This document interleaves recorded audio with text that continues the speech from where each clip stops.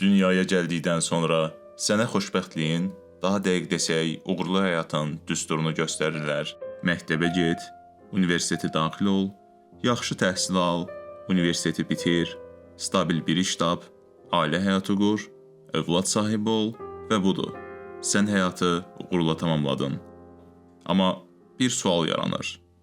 Bəs sonra sonsuza qədər xoşbəxt yaşayacaqsan, işə get, iş yoldaşlarınla aşağı-yuxarı eyni mövzular haqqında söhbət et, evə gəl, gözəl ailənlə biraz vaxt keçir, sev, sevil, bəzən də dalaş, arada dostlarla, qonşularla otur, demək olar eyni problemlərdən və eyni məqsədlərdən danış. Bunu hər gün təkrar et. Həqiqətən də uğurlu həyat, xoşbəxtlik dediyimiz bu deyilmi? Yaxşı, bəs onda hər gecə yatmazdan əvvəl gələn o sıxıntı, öz-özünlə qaldığın anlarda ağırlığını hiss etdiyin, görməmək, unutmaq üçün fikirlərini daima məşğul etdiyin o yük nədir? Uğurla tamamlanmış sadə bir həyatda özündən uzaq saxladığın o kölgədə nə gizlənir? İki nəfərlə tanış olun, Frank və April. Frank kompüter satan bir şirkətdə işləyir. Bu işi sevmir, amma nifrət də etmir. İş dediyin necə olur ki onsuz? Səhər hamı ilə birlikdə gəlirsən, biraz işləyib, biraz söhbət edib günü keçirirsən. Axşam da ya evə gedirsən, bəzən də iş yoldaşlarınla oturub elə işdəki mövzulardan danışırsan. Bu da hər kəsin sevdiyi April, qayğıkeş ana, vəfalı həyat yoldaşı, mehriban qonşu.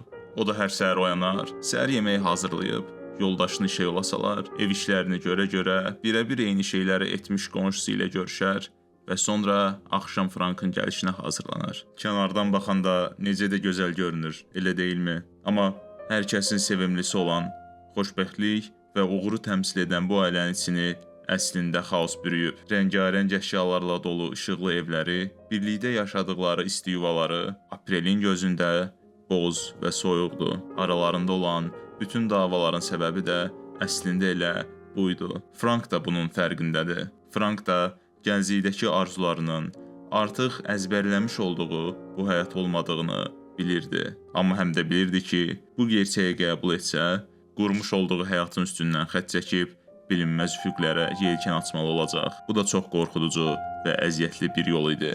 Ən əsası da bilinməz bir yol. Ya bacarmazsa, ya indiki gününü axtaracaq vəziyyətə düşərsə, günlərinin hər saatında nə olacağını bildiyi bir həyatdan bilinməz bir yola necə çıxa bilər axı?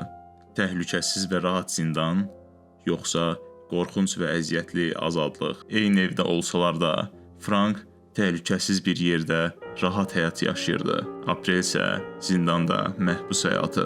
Frankın qorxusu əslində bizə çox danışdı. İnsan övladı naməlumluğa nifrət edir. Bizə elə gəlir ki, hər gün eyni sıxıcı işə getmək, eyni mənasız mübahisələri etmək ən azından tanışdı. Biz o sıxıntının içində özümüzə bir künc tapmışıq. Amma o naməlum yol, o yelkən açmalı olduğumuz üfüqlər, orada sığorta yoxdur. Orada hamı kimi olmaq rahatlığı yoxdur. Bir gün Aprilə bir iş təklif olunur. Amma yaşadıkları Amerikada yox, Parisdə. Bu xəbər Aprilin ürəyində ölmüş hissləri dirildir. Frankı da çox çətinliklə də olsa razı sala bilir ki, hər şeyi sataq, köçək buralardan. Yeni bir həyata başlayaq. Sən də gəncliyində arzuladığın peşəni öyrənərsən, sevdiyin işlə məşğul olarsan. Yepyeni bir yola çıxmağa qərarlaşan cütlük qərarını tezliklə öz iş yoldaşları və qonşuları ilə bölüşürlər. Xəbəri eşidən iş yoldaşlarının reaksiyası bizə çox şey deyir. İş yoldaşları Franki dəli adlandırır. Hər şeyi atıb getməyin sadəcə axmaqlıq olduğunu, bu fikirdən dərhal uzaqlaşmalı olduğunu bildirirlər. Frank üçün narahat olmuş kimi görünməyə çalışsalar da, əslində əməllicə vahiməyə bürünürlər. Çünki başa düşürlər ki, əgər Frank bunu etsə, nifrət edərək həyatlarını həsr etdikləri bu iş əslində məcburiyyət deyilmiş, sadəcə bir seçim imiş. Arxasında gizləndikləri bütün səbəblər sadəcə bəhanə imiş. Frank getsə, həyatının qalanını bu gerçəkləri qəbul etmiş şəkildə yaşamalı olacaqlar. Ona görə də ola biləcək bütün pis ehtimallar sayıb, onu bu yoldan caydırmağa çalışırlar. Aralarından bəziləri isə onsuz da getsə peşman olub bura qayıdacaq deyərək zindanından əksilə biləcək barmaqlığı öncədən doldurmağa çalışır. Qonşularına gəldikdə isə onların reaksiyası çox daha maraqlı olur. Planlarını bölüşdükləri Şep və Mili bir anlıq dəhşətə bürünür, amma tələsik özlərini toparlayıb uğurlar arzulayır. Hətta bu işin şərəfinə qədəh qaldırırlar. Axşam olur, Şep və Mili yatmağa hazırlanır.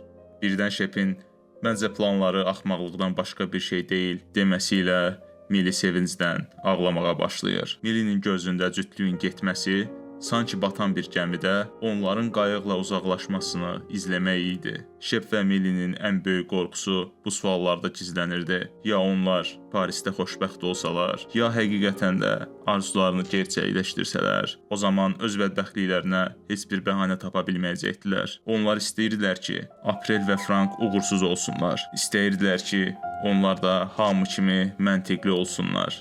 Çünki əks təqdirdə başqasının cəsarətində öz qorxaqlığını görəcəklər.